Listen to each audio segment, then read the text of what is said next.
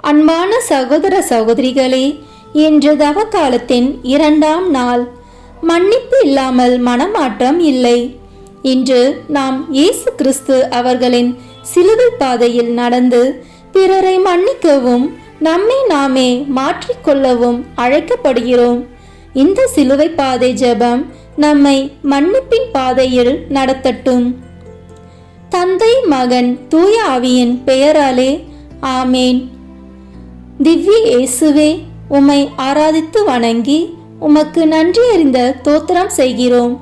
அது ஏனென்றால் உமது பாரமான திருச்சிலுவையாலே உலகை மீட்டீரே. முதல் நிலை, எனக்கு அநியாயம் செய்தவர்களை மன்னிக்க அருள் தாரும்.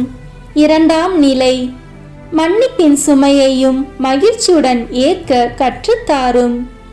3ஆம் நிலை, நான் பிறரை துன்புறுத்திய தருணங்களை நினைவூட்டும். 4ஆம் நிலை, அன்போடு மன்னிக்கும் இதயத்தை தாரும். 5ஆம் நிலை, என் கோபத்தை விட்டு உதவியாய் மாறச் செய்யும். 6ஆம் நிலை, காயப்படுத்தாமல் குணப்படுத்தும் வார்த்தைகளை தாரும். 7ஆம் நிலை, மீண்டும் மன்னிக்க சக்தி தாரும். 8ஆம் நிலை, கண்ணீரை மன்னிப்பாக மாற்றச் செய்யும். 9ஆம் நிலை, ஆழமான காயங்களையும் குணமாக்கும். 10ஆம் நிலை, அகந்தையை நீக்கி தாழ்மையை கொடும். 11ஆம் நிலை, அவர்கள் அறியாமல் செய்கிறார்கள் என மன்னிக்க கற்றுத்தாரும். 12ஆம் நிலை, என் வெறுப்பு உம்முடன் மரிக்கட்டும். 13ஆம் நிலை, அமைதியான இதயத்தை தாரும்.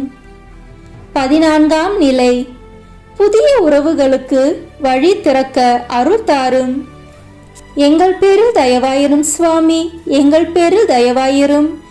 எங்கள் பேரில் தயவாயிரும் சுவாமி, எங்கள் பேரில் தயவாயிரும். மரித்த விசுவாசிகளுடைய ஆத்துமாக்கள் சர்வேசனுடைய இரக்கத்தினால் நித்திய சமாதானத்தில் இளைப்பாற கடவன. ஆமேன். கருணை மிகு ஆண்டவரே, என் இதயத்தில் பதிந்த காயங்களை உமது அன்பால் குணப்படுத்துங்கள்.